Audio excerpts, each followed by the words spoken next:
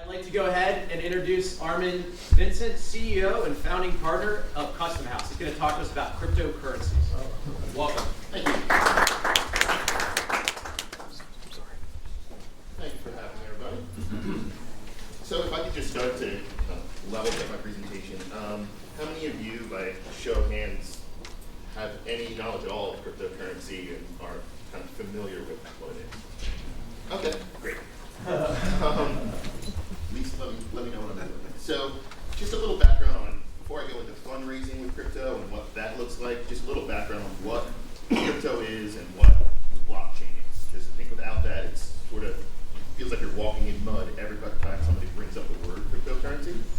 So if you can imagine, the internet is great at sending information instantaneously. So just email as an example.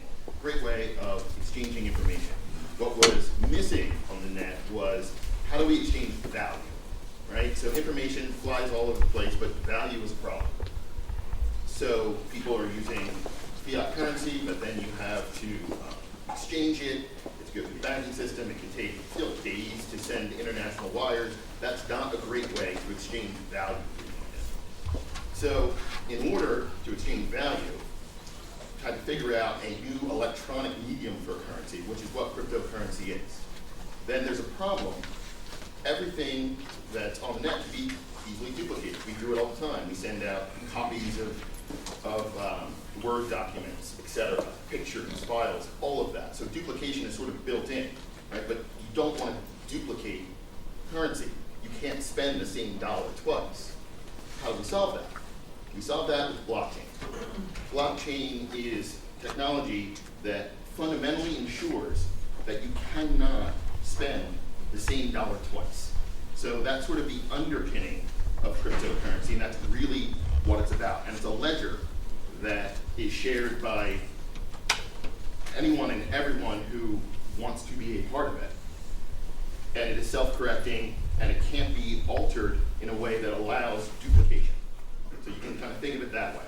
Then the actual thing that you're exchanging is the cryptocurrency, which is just a digital representation of money. Does that sort of make sense? A little bit? Does he some shaking the head? Yes. And there'll be plenty of time for Q&A, so I won't bore you with too many PowerPoint slides. So the way companies, especially startups, are raising money with crypto is through what are called initial coin offerings. And I'm sure you've all heard of Bitcoin, and there's been lots of hype, especially the last couple of years in the media around cryptocurrency. And initial coin offerings are essentially, I have an idea, and I want to start a company, and say, the example I always use is, say I'm in Silicon Valley and I have a great idea for a secure payment system between nannies and parents, right? And I want to be able to seamlessly transact encrypted. I want to be able to do it over the net. So I'm going to create my cryptocurrency that's going to allow me to exchange that value. And I'm going to call it baby coin, right? So now anybody who wants to be part of this system takes their fiat currency, trades it in for cryptocurrency that has a value, and it's now a medium of exchange within my system. Then other people say, wow, there's a whole lot of people transacting value in baby coin, so you know what, I don't necessarily need the service, but I want to buy some of that baby coin and speculate on it just like I would a security in the market, right? And so that's how more currency comes in. So people initially purchased it because they want to be part of that transaction. So those dollars go into the company's pocket, and now they're using that to build out their tech. But then also, you've created a market that has a sort of digital security, if you will, that other people can then invest and trade. And what it allows you to do is it creates liquidity, right? So if I bought a share of a startup, right, and I now want to get out of it, what do I do in the real world? It's a really difficult thing unless there's an exit event, et cetera. But if it's a crypto token, now I can easily exchange that for fiat currency. So it allows me to get in and out of investing in all of these different companies at any moment. So that's sort of the broad idea of what an ICO is. In 2018, there was over $11.4 billion raised through cryptocurrency. Now, in 2019, that market is down almost 97%. So the bubble has burst. So, and that's why you're hearing about it less and whatnot. It's very similar to the dot-com bubble. Right? So it came up and everybody was hyped about it, then it died. So it died for several reasons. One, even though the fundamental mechanism does create an opportunity through liquidity, there just weren't enough actors in the market to actually play that out. The next is because there's such an asymmetry of information between those who create cryptocurrency and the general public that was actually playing in it, it was rife with opportunities for scams, fraud, the digital version of pump and dump schemes. And then, just like the dot-com bubble, they're high failure rate. So the Wall Street Journal had looked at about 1,500 ICOs and found 20% of them to be just really outright frauds. And then, of course, a lot of the companies, after they raised the money, surprise, they disappeared. So there was a large failure rate. So what's next? Because the technology is sound. Technology isn't going away. Cryptocurrency itself isn't going away. We just need to figure out, how does this thing mature? How do we really use it? And right now, it's sort of a reset period for it. And how do we use it to fund legitimate businesses and exchange value over the net in that way? And so the new thing is a security token offering. And now what this is this takes the idea of an ICO, so you're still in the crypto space, and you're raising money, and you're going to create cryptocurrency. That's still true. But it now takes on much more of an IPO sort of form, where you actually are registering it with, and if you do it in this country, you're going to register with the SEC. And you're actually going to be issuing a security. Now it's just going to be represented instead of a stock certificate, it's going to be this digital coin, but you're going to go through a lot of the same machinations and you're subject to the same regulations, with exceptions, that you would if you were an IPO.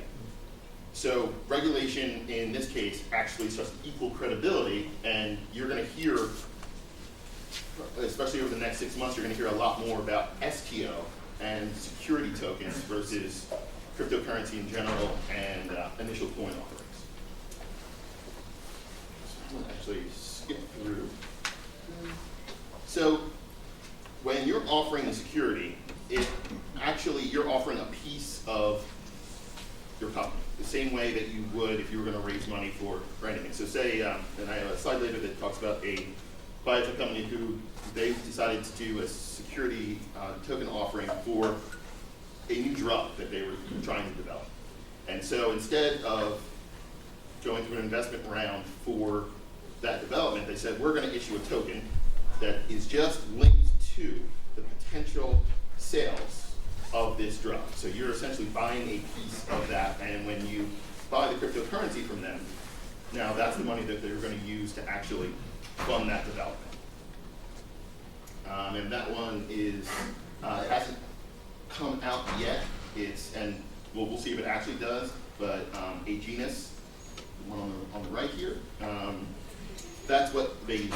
And then the other example I have is RBC, which they created their own token, and with that, they're actually selling shares of their company through crypto.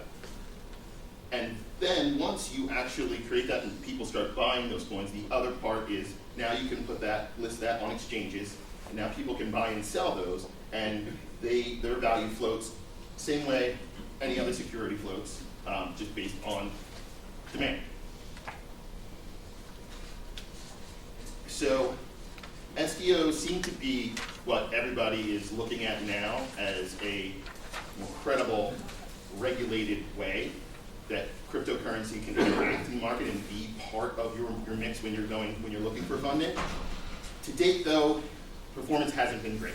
I'm not going to say everybody should get into crypto. In fact, I'm more cautious now than ever, but this seems to be the path that if you're actually interested in using crypto, that you would want to at least investigate. Right now, there hasn't been a lot of money raised, only 122 million so far this year, and this is the first real year of STOs. And while the SEC is happy, or happier, because we're starting to follow some of the regulations, like the Know Your Client laws and only letting accredited investors get into it, et cetera, there's still a lot of regulatory question and doubt. And then it also means you're subject to the same oversight in other countries, and that creates a little bit of a more expensive process to get this to happen. So, how do you create an STO? So there's a pretty well-worn process now for how do you get involved in this whole thing. The biggest thing that you need first is you have to identify exactly what that offering is going to be. What is the value you're trying to exchange? Right? You define that. You write your white paper. You can decide. I think Aegis from here they had decided. Okay, so we are going to just make it about this one compound. If it doesn't go to market, we're going to return some of that value back to the coin holders. And then if it does go to market, here's how it's going to break down, and here's how you're going to be able to turn that back into fiat currency. So you have to figure that piece out. Then you decide on the technology you're going to use, and you figure out the marketing strategy. You're going to go out to the world and say, hey, this crypto token exists, and here's why you should get involved with it.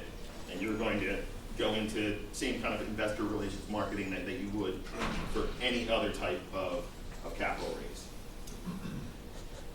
And then the last part is really about legal and regulatory. And to do it now with STOs is a little more expensive. And if you were looking to get into crypto and try and raise capital, really to do it today is around 400,000 to 1.5 million for just a base offering. So if you are a really early stage company, you're not going to spend that to try and then raise. You don't have that to then go out and try and raise money. So crypto market has sort of pushed itself a little further out than startup, and that's really what it was before. Now it's companies that are a little more established that are looking for some unique ways to raise some additional capital for parts of their business, and then this becomes a viable way to go.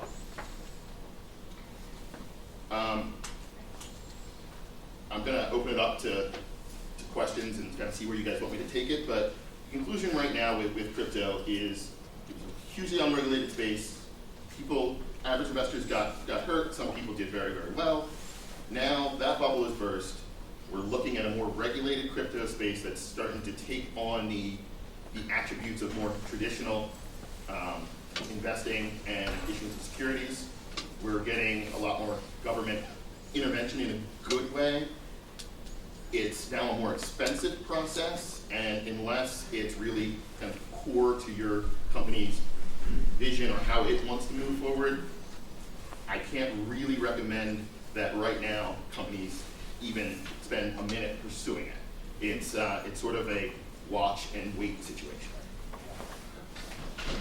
Did you get some questions? Yeah, sure.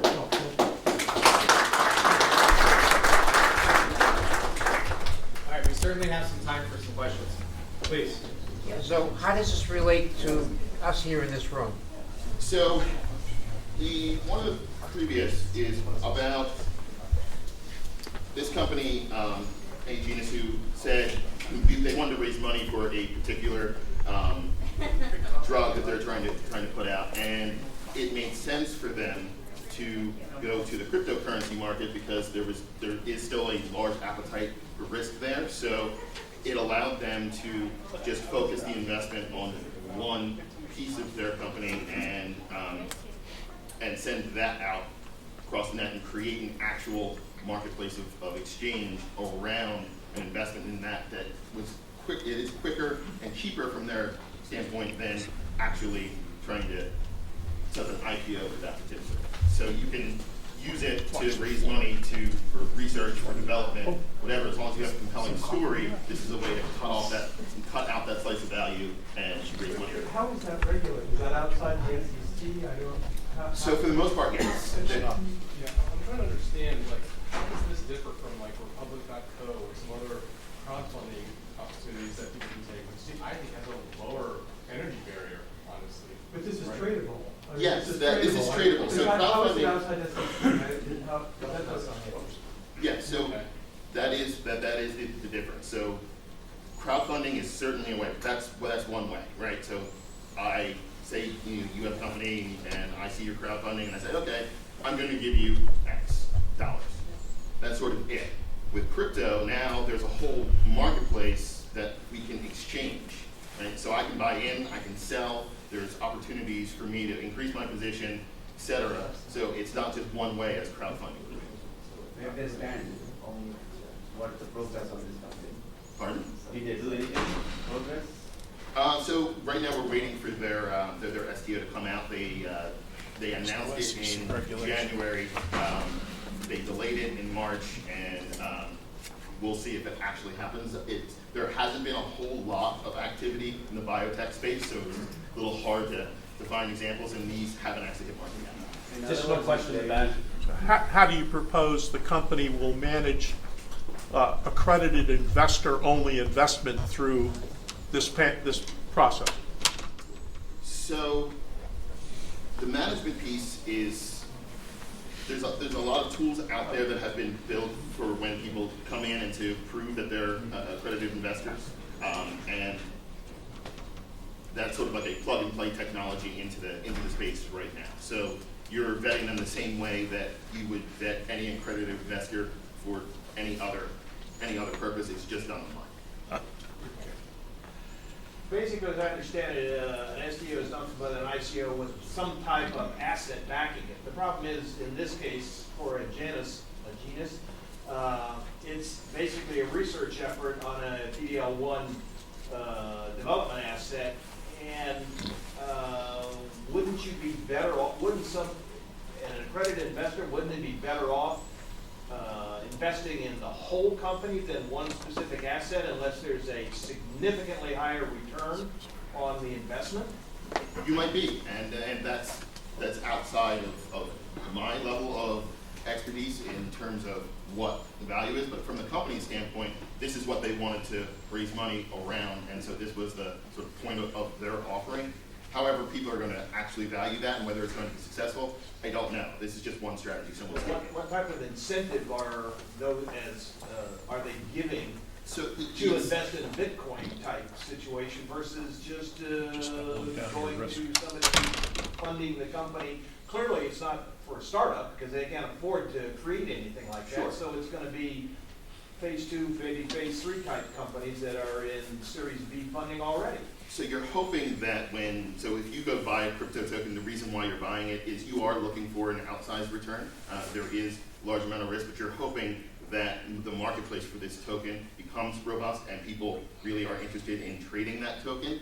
And then because of the demand for that token, the value of it goes up outside of whether or not the drug is successful and is actually generating return through its own effort. So you're creating a secondary market on I top think of it's a it. shorter liquidity conversation. So an accredited investor's coming in into a company that is called a phase 1 data, right? So the Death Valley, you're looking at somewhere in 5 to 7 years, some type of an exit profile versus a tradable security where you might be able to create a market. I'm not defending it, I'm just No. I'm I agree. not defending it, I mean, but there's he's a high degree of risk.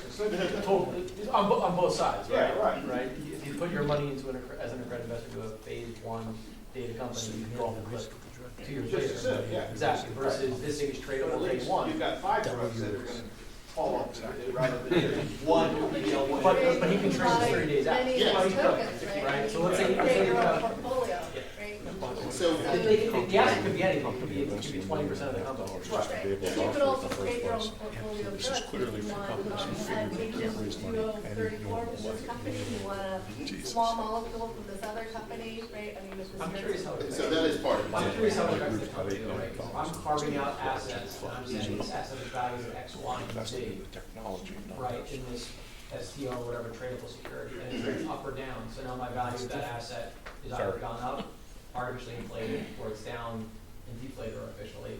And then your next round is with an institution who says, well, you've got this hanging STO over here, Yep. and that asset's valued here. I'm either not giving you any value for that asset, or I'm not paying the upside of it.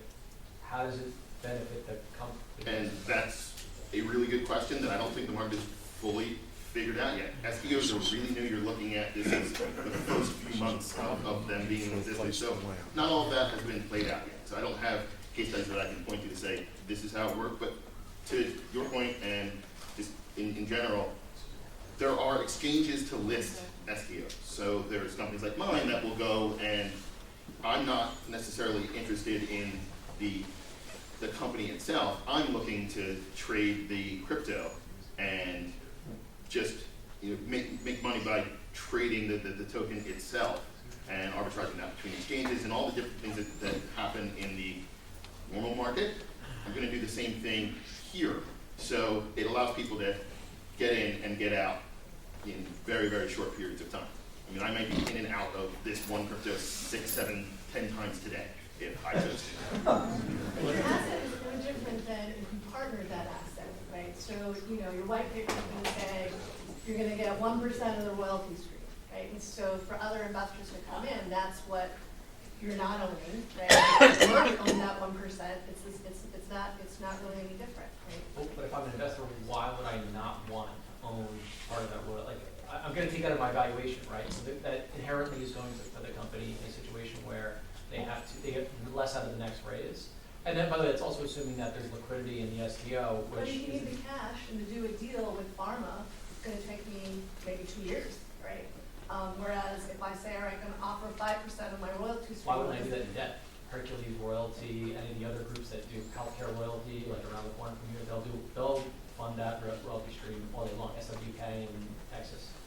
Well, it's just another, right, it's another way where you're giving a piece of your assets, Agreed. right? And I guess my question really is on the market end, if you're trying to trade these tokens later, so are you paying, where's the market made? So is there a So there's Exchange. there's a whole host of exchanges out there. The listing fees on those exchanges, some are as low as literally $5, and some have 7-figure payments that are required. What is the fee on that transaction? So the way most of them work right now is that they're Bitcoin and another one called Ethereum. They're the gold standard of crypto, if you will. And so people are buying those with fiat currency. And there's major exchanges that same day I can trade cash for Bitcoin and vice versa. Right? So then I'm going to take that, and now I'm going to use that to buy all of the other tokens that I want. And there are innumerable exchanges that tokens are listed, and you try and list on 10, 15 most popular and pay those listing fees. And that's pretty much it. So you're usually trading crypto for crypto, and then at some point when you want to back your money out and actually deposit cash again, you're now going to get yourself back to Bitcoin or Ethereum and then trade that for cash. There are some other tokens that you can do that with as well, but those are the two most popular. Any other questions? Maybe one quick comment. I'm concerned about the reputation to our industry and what we do. It will make lots of mom and pop people broke and bet on stuff that they don't understand. And our industry is, so I'm getting diligence for months, reasonably on small things. And a lot of what we heard this morning is guys like Brian will go through pains of understanding, betting with people, betting with technology. How is mom and pop or an average 19-year-old with a little saving to understand those risks? It's all truly great. So SEOs to begin with. A lot of people did get hurt, and that exact scenario played out. It definitely happened. So SEOs are supposed to, and it's not borne out yet. We're going to see. But by only being available to accredited investors, it does take out some of the mom and pop from that. And there is some regulation with the SEC now. But I can't tell you, and I'm certainly not pushing that it's going to be a perfect, pretty picture, and that it's not going to do damage. We don't know yet. This is just the state of the state where we are with this technology right now. All right, one more question. Real quick, and this is full disclosure, not a capital-related statement. The blockchain is being used also in the clinical trial space. And the first clinical trial is kicked off with a company called Factum and Trial for cost efficiencies, proof of patient consent. It's really a fascinating application. Yeah, and you can use So the how does underlying a blockchain deal with GDPR and the CCA? I'll get back to you on that. Okay, because I'm an individual and you got my information based upon blockchain, crypto, or whatever it is. I have the right to remove all that information. You cannot remove the block without collapsing the entire chain. So nobody's addressing this with crypto, nobody's addressing this with the clinical trials, etc. But it's got to be addressed somehow or other. That's a great point. And I'd be happy to talk to you about that. Address that, I'll come back to you. So very thought-provoking. I don't know if anybody else here has gotten financial advice from their Uber driver, but sorry, I had to laugh. It seems like a year ago, every time I hopped in an Uber, my Uber driver was a self-made millionaire off the paper. So, anyway, all right. So thank you very much. So with that.